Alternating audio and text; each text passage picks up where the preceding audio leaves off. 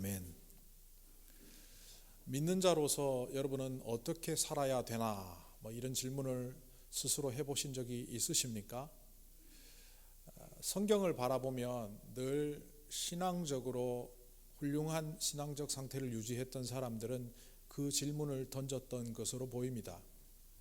수천 년 전의 사람이든 수백 년 전의 사람이든 이 동시대를 살아가는 사람이든 신앙적으로 성숙한 경지에서 잘 훈련된 모습으로 살아가는 사람들은 항상 똑같은 상태를 유지하는 사람이 아니라 업앤다운이 있고 또 어떤 때는 넘어지기도 하지만 그 넘어진 자리에서조차도 혹은 자기가 굉장히 성숙한 자리에 있을 때라도 언제든지 내가 그리스도인이라면 이 땅을 어떻게 살아야 할까? 내가 하나님의 자녀라면 지금 나에게 주어진 이 상황에서 어떤 판단을 해야 될까? 그것을 질문하며 살았던 사람으로 보입니다. 그런데 오늘 교회 안에서조차도 이 질문이 사라지게 된 것은 바로 세속화의 결과로 보입니다. 성경이 우리에게 교훈을 주고 가르침을 줄 때 세속화된 사람들은 이런 반응을 하죠. 어떻게 성경 말씀대로 다 살아? 이 말은 성경의 권위를 훼손하고 성경의 진리를 훼손하는 마음의 상태를 말합니다. 가끔 도움이 될까 해서 다른 분들의 설교를 듣게 되는데 그 설교 중에 이른바 그 설교자가 목사인지 선교사인지 말씀을 전하는 자임에도 불구하고 공공연히 이렇게 말하는 것을 들을 수가 있습니다. 우리는 성경대로 이 시대를 다 살 수는 없습니다. 성경대로 다 살아야 하지만 우리의 능력이 부족하여 그렇게 살지 못하는 것이 부끄러운 일이고 더 잘 살기 위하여 애써야 하는 부분임에도 불구하고 심지어 설교자의 입에서조차 성경을 그대로 살 수 없는 하나님의 말씀으로 추락시키고 있는 것을 볼 때가 가끔 있는 것을 보면 이 시대는 과연 세속화의 물결이 엄청나게 드세구나 이렇게 보게 됩니다. 자, 여러분 자문해 보십시오. 나는 내가 믿는 자로서 이 땅을 어떻게 살아야 될지 일주일에 몇 번 질문해 보십니까? 사람을 만났을 때, 어떤 결정을 해야 될 때, 돈 거래를 할 때, 물건을 사고 팔 때 나는 이 질문에 근거하여 하고 있는가? 아니면 세상에 돌아가는 원리와 사람들이 살아가는 처세술대로 살아가고 있는가? 이 질문과 관련해서 100년 전에 심각하게 문제의식을 가졌던 한 목사님이 있었습니다. 그 목사님의 이름은 찰스 셸든이라는 사람입니다. 이 사람은 그 질문을 소설로 만들어서 이 땅에 내어놓았고 그 책은 무려 21개 나라의 언어로 무려 5천만 부 이상의 책이 팔렸습니다. 어떤 출판업계에서 지금까지 베스트셀러를 꼽았는데요. 지금까지란 얘기는 책이 나오고 난 다음 가장 많이 팔린 책들 순위를 매겼는데 무려 이 세상에 나온 책 중에 39위에 해당하는 엄청난 베스트셀러가 바로 이 목사님이 믿는 자로 어떻게 살아야 하나 문제의식 속에서 만들어진 소설이었습니다. 이 소설의 제목은 한국말로도 번역이 되었는데 예수라면 어떻게 할 것인가? 영어로는 In His Steps, What Would Jesus Do? 한때는 티셔츠 앞뒤로 What Would Jesus Do? 그래서 예수님이라면 어떻게 하실까라는 문구를 새겨서 다닐 정도로 미국 사회의 반향은 대단했었습니다. 19세기, 20세기 경제 활황으로 인하여 미국이 한참 강대국 대열에 합류하기 위하여 부흥의 기로를 가고 있을 때 미국의 교회도 부흥의 기로를 가고 있었습니다. 그런데 이 목사님은 세속화되는 교회의 모습을 보면서 과연 우리가 제대로 살고 있나? 질문을 통하여 예수님이라면 이 상황에서 어떻게 했을까라며 소설로 만든 겁니다. 그 책 내용을 많은 분들이 읽어보셨겠지만 간단히 요약하면 이렇습니다. 이거는 소설입니다. 가상의 도시에 살고 있는 맥스웰이라는 목사 한 사람이 있었습니다. 이 목사는 굉장히 좋은 교회, 지식인들과 부유한 사람들이 신앙생활을 모범적으로 하고 있는 교회에서 설교도 잘하고 최선을 다해서 목회하는 것으로 교인들에게 인정받는 행복한 교회와 행복한 목회를 하고 있던 사람이었습니다. 그런데 그에게 자기 교회 다니는 성도들과 전혀 다른 한 사람을 만나게 됩니다. 인쇄 식자공인데 이게 자동화 내지는 기계화되는 과정 속에서 실직자가 되었고 직장을 구하지 못한 채 목사에게 도움을 요청했지만 워낙 남루한 그 상태로 또 자기가 대하던 사람들과는 달랐기 때문에 도움도 주지 못한 채 별다른 대답도 주지 못한 채 그렇게 만남을 갖게 됩니다. 그러던 사람이 주일 예배에 참석을 했고 그 주일 예배 중에 죽습니다. 그가 남겼던 질문, 예수님이라는 과연 어떻게 하셨을까라는 질문에 그는 대답할 수 없던 자기 자신이 부끄러웠고 심지어 돕지도 못한 채 그 사람이 죽은 현장에서 그는 충격을 받습니다. 그리고 어느 날 교인들 앞에서 이제 나는 모든 상황 속에서 예수님이라면 어떻게 하셨을까? What would Jesus do? 그거에 근거해서 1년을 살아보려고 합니다. 그리고 거기에 동참했던 많은 성도들과 함께 말 그대로 1년을 사는데 자기의 재능을 돈 버는 데에만 집중했던 사람이 하나님께 영광을 돌리기 위해서 재능을 쓰기 시작하니까 달라지는 이야기. 신문사 발행인이 사람들이 인기 있는 글들과 기사들을 모아서 발행 부수만을 늘리려고 애를 쓰다가 어느 순간 정직하고 바르고 아름다운 기사를 쓰며 부수가 감소되고 신문사 운영에 문제가 생기지만 그것을 믿음으로 잘 극복하는 이야기. 백만장자가 호식하며 살다가 이렇게 살아서는 안 되겠다고 빈민가에 가서 봉사하며 그들과 함께 식사하는 그런 삶으로 변해가는 이야기. 이런 다양한 이야기들이 그 소설 속에 등장합니다. 저도 이걸 젊은 시절 읽고는 과연 내 인생을 주님께서는 어떻게 하실까 하는 이 대답을 얻으면서 살 것인가 아니면 내가 원하는 방식대로 세상이 원하는 방식대로 살아갈 것인가를 질문해 본 적이 있습니다. 이거는 소설입니다. 그래서 사람들이 소설이니까 그렇게 했지 실제 상에서는 그렇게 못할 거다 많이 생각들을 하지만 바로 그 생각조차도 세속화의 결과물입니다. 하나님께서 예수님께서 하나님의 말씀을 성경을 통하여 우리에게 주셨을 때는 그 중에 일부는 너희들이 행하고 그 중에 일부는 행하지 말라고 주신 것이 아닙니다. 신약교회 성도들은 완성된 성경을 접하지 못했습니다. 그들은 이른바 책으로 된 성경이 아니라 구전으로 듣는 성경 말씀을 접했습니다.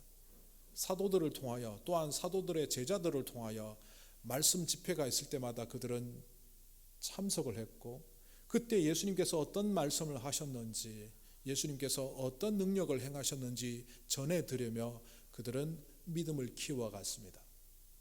성경이 없었음에도 책으로 형성된 성경이 신약 성경이 없었음에도 불구하고 그들은 철저히 말씀대로 살았고 그 말씀대로 살았던 행동들은 우리에게 가히 놀랄 만한 일들로 들려오곤 합니다.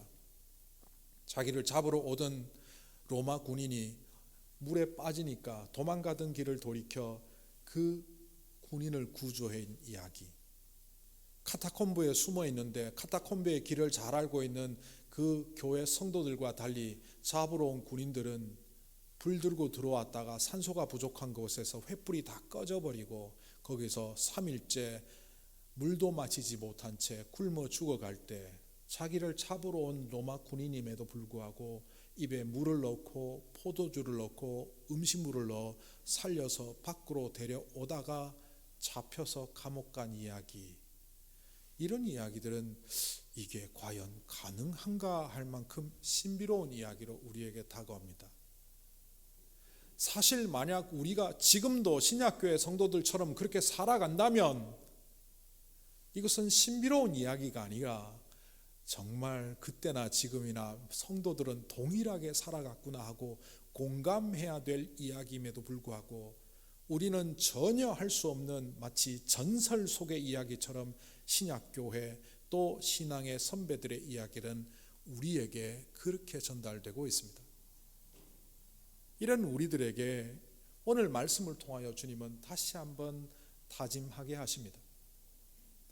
오늘 이 말씀에 보면 읽자마자 거부감을 들게 하는 한 구절이 있습니다. 이 구절은 최근 조사에 의하면 5년째 미국 교회 성도들이 가장 부담스러워하는 이야기로 꼽힌 구절입니다. 아마 이거는 한국 사람들에게 조사를 해봐도 동일하게 성경에서 제일 거북한 게 뭡니까? 믿는 사람들, 하나님 말씀대로 살아가려고 하는 사람들에게 이런 질문을 던졌을 때 대부분의 사람들이 제일 부담스러워하는 것이 원수 사랑입니다. 특히 한국 사람들은 좀 더 할 것 같아요. 원수 앞에 뭐가 붙습니까? 가문의 원수, 부모님의 원수, 철천지 원수. 하여튼 우리나라 사람들은 원수 앞에 조금 더 강한 표현을 넣어서 이 원수하면 도저히 함께 할 수 없는 사람이라는 이미지를 갖고 있습니다. 그러다 보니 이 원수 사랑은 오늘 말씀을 제대로 받아들일 수 없게 하는 나쁜 부정적인 선입관을 갖게 합니다. 자, 오늘 이 말씀을 제대로 이해하기 위하여 단락을 좀 나누어 보면 이 말씀은 27절부터 30절까지의 첫 번째 단락, 이 여기에서는 예수님께서 주님이 요청하시는 제자들의 삶을 말합니다. 다시 한번 읽어보면 이렇습니다. 내 말을 듣고 있는 너희 제자들을 말합니다. 제자에게 내가 말한다. 너희의 원수를 사랑하여라. 너희를 미워하는 사람들에게 잘해주어라. 너희를 저주하는 사람들에게 축복하라. 너희를 모욕하는 사람들을 위하여 기도하라. 너희의 뺨을 치면 다른 뺨을 돌려대라. 너희의 겉옷을 빼앗아가면 속옷까지 주라. 너희에게 달라고 요청하면 주고 너희의 것을 뺏어가면 도로 찾아오지 마라. 주님께서 우리에게 요청하시는 제자로서의 삶이 첫 번째 단락에서 이렇게 나오고 있습니다. 그리고 이런 삶을 살 수 있는 원칙이 31절에 있습니다. 제자의 삶의 원칙은 네가 받기를 원하는 것을 먼저 해주면 그것이 온전한 섬김과 봉사가 된다. 그리고 32절부터 34절에서는 뭘 이야기하느냐 하면 주님의 가르침과 정반대편에 서서 살고 있는 현재 우리들의 모습을 설명하고 있습니다. 너희들에게 사랑을 베푸는 자를 사랑하고 너희들에게 좋게 대하는 사람을 좋게 하는 것, 그것은 죄인과 악인들도 하는 바, 너희가 바로 그렇게 살고 있다. 우리는 가끔 영화를 통해서 접하지만 범죄 조직들 간접적으로 보시죠. 깡패들, 패거리들 어떻게 합니까? 내 편을 위해서는 서로 피 흘려가며 보호해 주지만 적이라고 느끼는 순간 총과 칼과 모든 도구를 동원해서 죽여버리지 않습니까? 그런데 그것이 깡패, 악인의 문화가 아니라 우리 문화지 않습니까? 나에게 잘하는 사람에게 잘해주고 나에게 잘 안 하는 사람에게 안 하는 것, 이거는 악인도 하는 거고 깡패들도 하는 거고 또한 우리가 그렇게 살고 있다고 예수님은 32절에서 34절에서 그렇게 말씀하십니다. 그리고 35절 36절에서 뭐라고 말씀하십니까? 이 모든 것 상황 속에서 너희들이 택해야 되는 것은 다시 한번 언급하십니다. 원수를 사랑하고 그들을 축복하고 잘 대해 주어라. 그렇게 살아야 되는 이유, 그리고 살아갈 때 나타나는 결과를 이 마지막 단락에서 말하죠. 그렇게 되면 너희가 하나님의 자녀가 되고, 그렇게 되면 하나님 주시는 큰 상을 받고, 하나님이 자비로우신 것처럼 너희도 자비를 행하며 살게 될 거다. 하나님이 자비로우신 것처럼 너희도 자비롭다라는 표현을 마태복음에서는요, 하나님이 완전하신 것처럼 너희도 완전하라고 쓰고 있습니다. 그런데 이 완전은 완벽함을 말하는 것이 아니라 레위기의 말씀을 그대로 인용한 것인데, 이 perfect라는 단어는 결국 거룩입니다. 하나님이 거룩하신 것처럼 너희도 거룩하라. 그 중에서 특별히 다른 사람들을 사랑하고 품는 부분을 거룩에서 자비를 뽑아내어서 누가복음에서는 하나님이 자비로우시니 너희도 자비로운 자가 되라고 이렇게 가르치고 있는 겁니다. 27절 처음에 원수를 사랑하라는 말이 굉장히 거북하다고 했는데, 오늘 말씀의 마무리인 35절에도 보면 또 원수를 사랑하라고 나옵니다. 그런데 여기에서 원수에 대한 개념을 새롭게 정립할 필요가 있습니다. 한국 사람들은 원수하면 가문의 원수, 가정의 원수, 부모님의 원수, 철천지 원수, 그러다 보니 원수에 대한 개념이 잘못 박혔다는 겁니다. 이 원수는 적이라는 의미입니다. 나와 같은 편이 아니라는 의미입니다. 타종교의 이야기이기는 하지만 타종교에서 이런 말을 하는 걸 제가 들은 적이 있습니다. 이 땅에서 평화를 구현하기 위해서는 PR을 구분하지 말아야 한다. P, 저, that, those, this, these. 내 편, 네 편 구분하지 말라는 겁니다. 이거는 사람들이 평화를 누리기 위하여 당연히 가져야 될 문화지 어떤 특정한 종교에서 말할 수 있는 이야기는 아닌 것으로 보입니다. 우리는 늘 내 편이냐 아니냐, 저 사람과 만났을 때 나한테 이익이 오느냐 안 오느냐 이렇게 하다 보니 끊임없이 적을 양산하며 삽니다. 오늘 예수님께서 원수라는 말을 설명하기 위하여 좀 전에 읽었던 27절부터 그 이하에 이렇게 다양한 원수들을 등장시킵니다. 제가 그 부분만 읽어보겠습니다.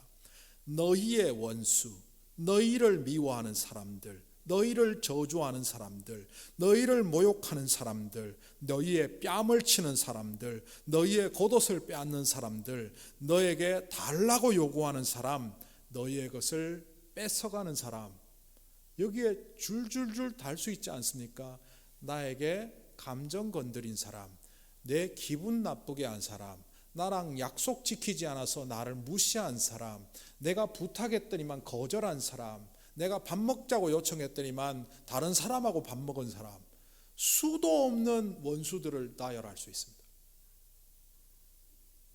결국 주님께서 원수를 사랑하라라는 이 말에 들어있는 숨은 이야기가 하나 있다면 그거는 뭐냐?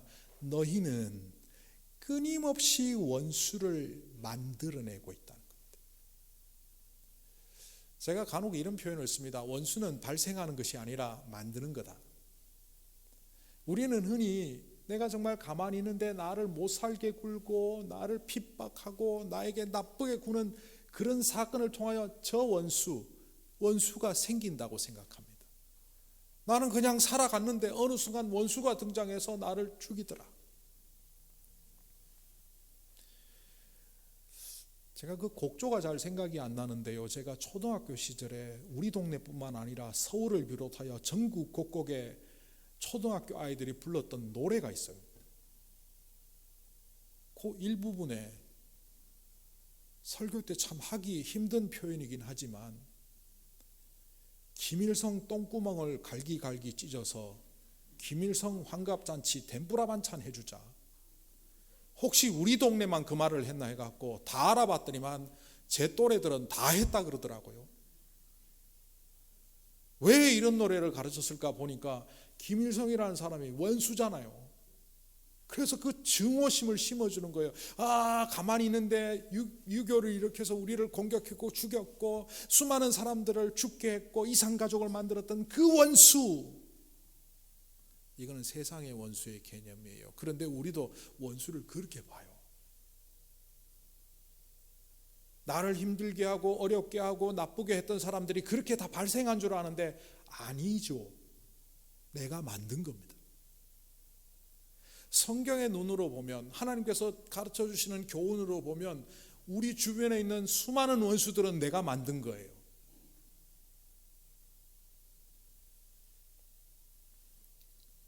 나랑 어떤 동력 관계에 있는 사람이 나랑 파트너를 이뤄서 일을 해야 되는데 이 사람이 자꾸 생색만 내고 일은 나한테 다 시키고 그 사람은 칭찬받고 나를 이용한다.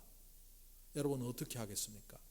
한두 번은 참지만 말해도 듣지도 않고 나는 곰처럼 일하고 저쪽은 여우처럼 굴면서 칭찬 다 받아칠 때 어떻게 합니까? 이 곰은 분노합니다.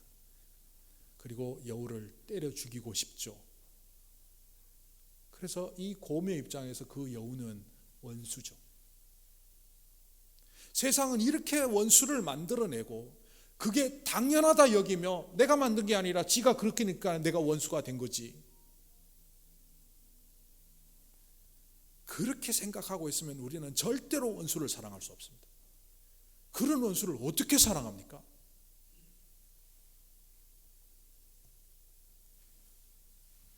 원수를 내가 만든다고 생각해 보십시오. 그럼 원수를 청산할 수 있습니다. 성경에 실례가 있습니다. 다윗 왕과 사울 왕의 관계입니다. 다윗이 왕이 되기 전에 나라를 구하는 영웅적인 활동을 했죠. 골리앗을 물리치고 전쟁터에 나가서 승리를 가져왔는데 그 사건이 사울 왕에게는 다윗을 원수로 여기는 사건이 됩니다. 또 사무엘이라는 사람이 다윗 집에 찾아가서 다윗을 하나님의 명령에 따라 다음 대 왕으로 기름 부었다는 사실을 알았죠. 그것은 다윗이 한 게 아니라 하나님이 사무엘을 통하여 하신 일입니다. 그런데 그 사실을 알자 사울은 더 다윗을 철천지 원수로 여깁니다. 그리고 무려 3,000명의 군대를 풀어서까지 그를 죽이려고 했습니다. 좀 살만하니까 국민들에게 인정받고 살만하니까 왕이란 작자가 그를 내몰아쳐서 아둘람의 동굴로 엔데기 황무지로 사람이 살 수 없는 곳, 먹을 것도 구할 수 없고 물도 구할 수 없는 처참한 땅으로 내몰아쳐서 몰려든 그 어중이 떠중이들과 함께 비류들과 함께 떠돌아다니는 생활을 했을 때 다윗 안에 분노가 일겠습니까? 안 일겠습니까? 일반적이라면 일죠. 내가 지금 이 고생하는 거 저 사람 때문이야. 저 사람 때문에 내가 지금 모든 공적인 자리 박탈당하고 장군이었던 자가 깡패 두목이 돼서 이게 무슨. 그래서 엔게디 황무지에 숨어갖고 숨을 죽이고 있습니다. 여기에 아무리 사람이 많아 그래도 몇백 명밖에 되지 않고 여기는 훈련되지 않은 사람들임에 불구하지만 사울이 데려온 3,000명의 군대는 훈련된 사람들이요 무기를 갖추고 있습니다. 동굴에 깊숙이 숨어들었는데 그 엔게디 동굴에 성경에 보면 뒤를 보기 위하여 사울이 들어왔다. 사람이 없을 것 같은 동굴에 들어가 화장실 큰 거 보러 들어갔는데 무방비 상태 아니겠습니까? 그때 다윗의 부하들이 이렇게 말합니다. 장군님, 하나님께서 지금 원수를 장군님의 손에 맡기신 것 같습니다. 그러니까 장군님 좋은 대로 행하셔서 하나님의 뜻을 이루십시오. 그때 다윗이 사울 왕은 지금 화장실 변 보고 있는 거죠. 뒤로 살짝 가서 옷을 살짝 겉옷을 잘라서 가져옵니다. 내가 죽일 수 있었지만 당신을 죽이지 않았다는 것을 보여주기 위함이죠. 그리고 이렇게 말합니다. 그 자기 부하들에게 말한 겁니다. 여호와의 기름 부음을 받은 내 주를 치는 것은 여호와께서 금하신 것이다. 그리고 죽이지 않습니다. 그 이후에 그 비슷한 사건이 또 한 번 있었는데 또 죽이지 않습니다. 동일하게 반응합니다. 사울은 다윗을 볼 때 그 안에 뭔가를 개입시켰습니다. 그게 뭡니까? 자기의 이익입니다. 사람이 사람을 볼 때 그 사람을 보지 않고 대부분 중간에 뭔가를 개입시킵니다. 자기의 이익, 이기심, 탐욕. 그럼 그 사람은 사람이 아니라 수단입니다. 저 사람 나한테 도움이 되나? 그럼 친하게 지내고, 이 사람 나한테 도움이 안 돼? 그럼 멀리해. 이 사람 나한테 해꾸지했지, 인간이 아니군. 이 사람 나한테 인간이군. 수단으로 여기며 자기의 감정, 그 안에 자기의 이기심, 자기의 이익을 들여다보니 다윗은 원수가 되어버린 겁니다.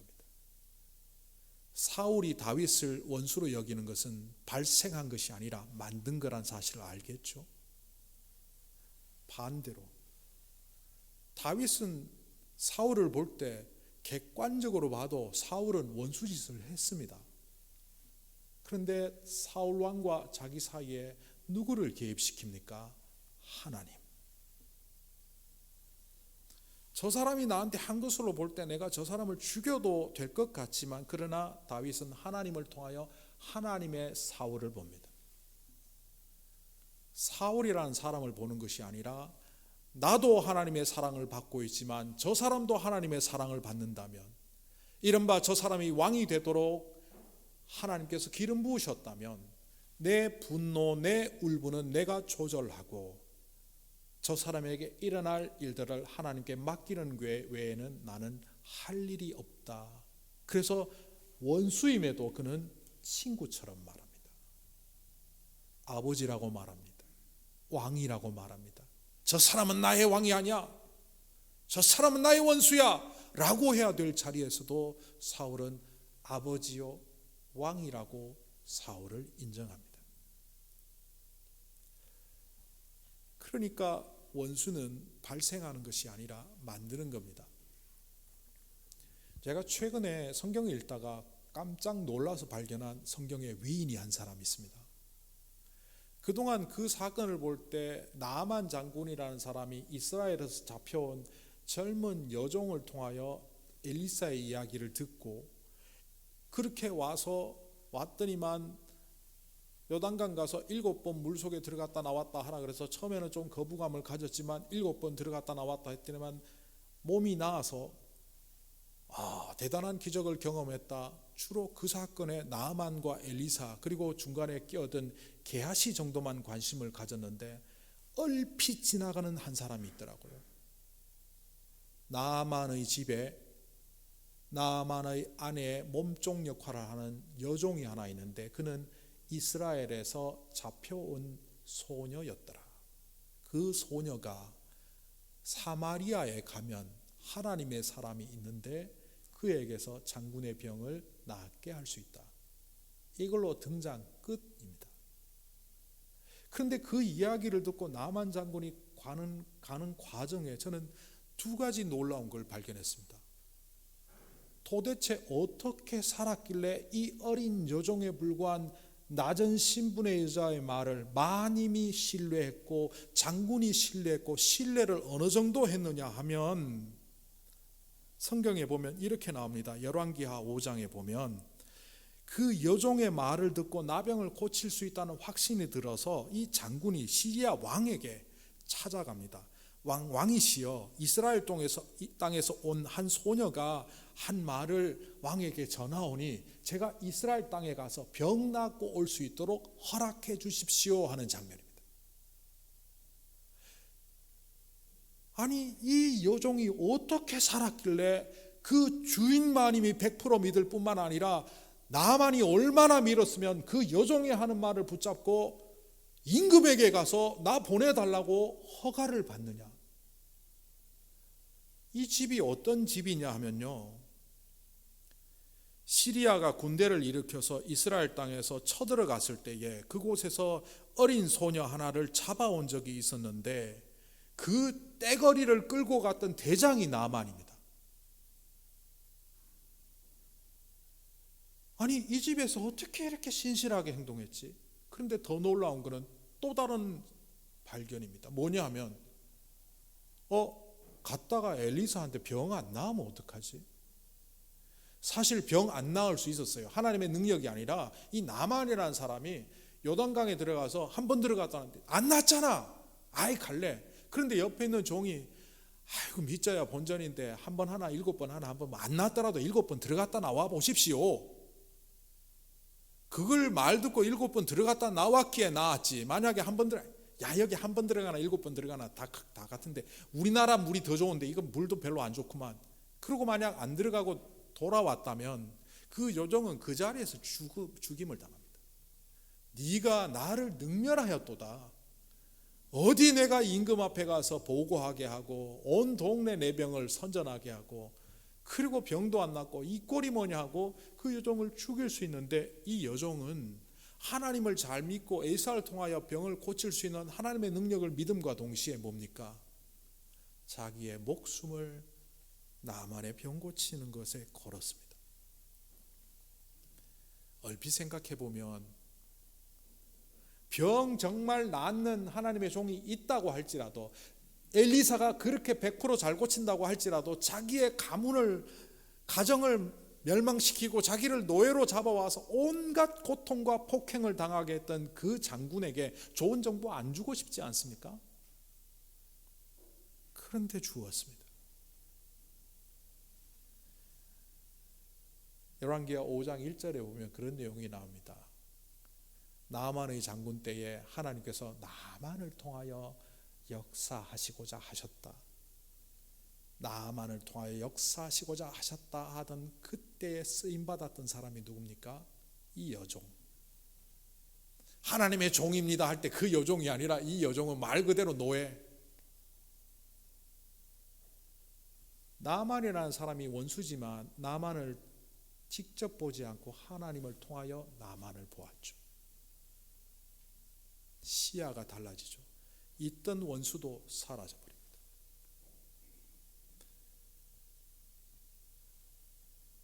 오늘 이 말씀을 다시 한번 보십시다. 오늘 이 말씀에서 어떻게 살아야 할까를 질문할 때 가장 우리에게 부딪히는 것이 원수를 사랑하라입니다.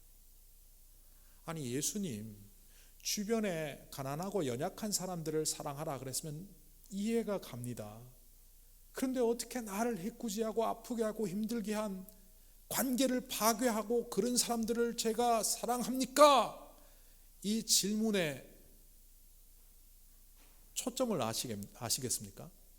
이렇게 질문하는 사람들은 대부분 원수를 사랑하다 해서 두 단어 중에 원수에 초점을 맞추는 사람들입니다. 그런데 하나님을 통하여 다른 사람을 보게 된 사람들은 원수를 사랑하라 해서 두 번째 단어인 아가페의 동사여인 아가페오, 사랑하다에 초점을 맞추게 됩니다. 이 아가파오라는 이 동사는 여러분 아시다시피 헬라어의 동사에 사랑하다 여러 가지 표현이 있지만 이 아가파오는 하나님이 우리를 사랑하시는 무한하신 사랑을 설명할 수 있는 표현입니다.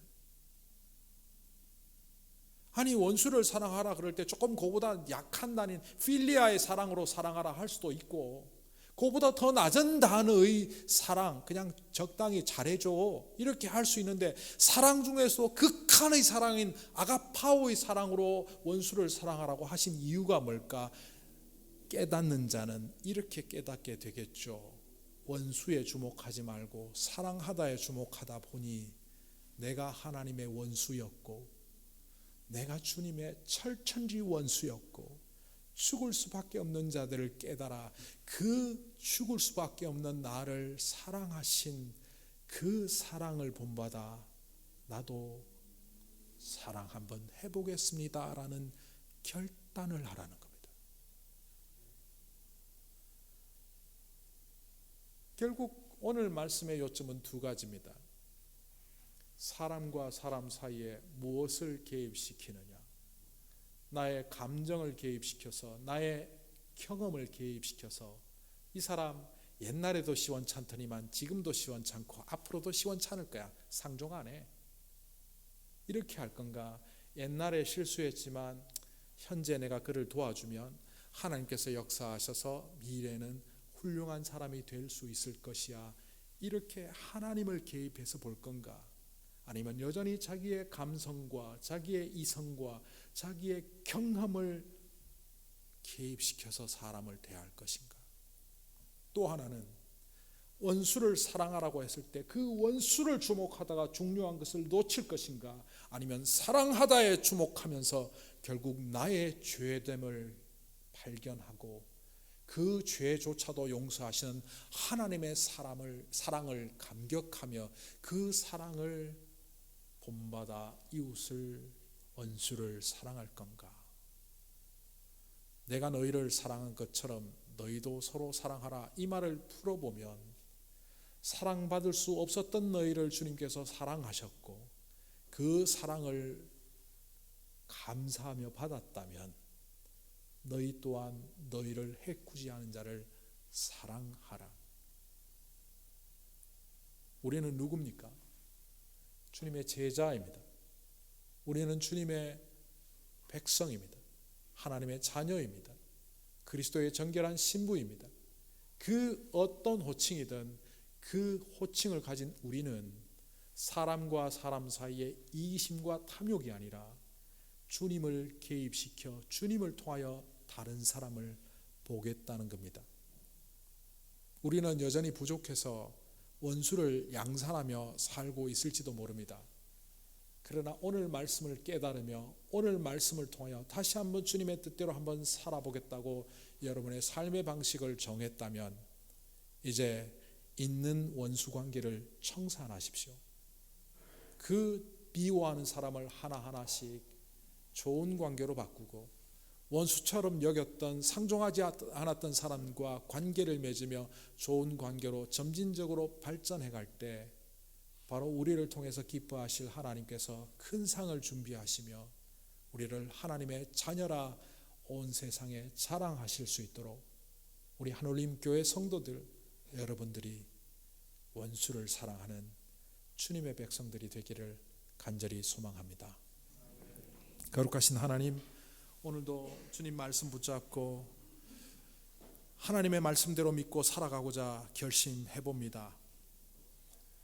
벌써 1년의 마지막 끝자락에 와 있지만 우리가 어떤 자리에 서 있든 어떤 시간대에 서 있든 내가 과연 주님의 말씀대로 살려면 어떻게 해야 하는지를 질문하며 살아가는 자가 되게 하여 주시옵소서. 연초 연말에만 이런 생각을 가지는 것이 아니라 늘 일상 가운데 예수님이라면 어떻게 하실까를 질문하며 나아가는 우리들이 되게 하여 주시옵소서. 그래서 그 질문이 모든 사람들과의 관계 속에 하나님을 통하여 바라보는 안목을 갖게 하시고 하나님을 통하여 바라본 그 사람들로 인하여 더욱더 사랑하는 관계로 만들어가는 주의 제자들이 되게 하여 주시옵소서. 우리 주 예수님의 이름으로 기도하옵나이다. 아멘. 우리 다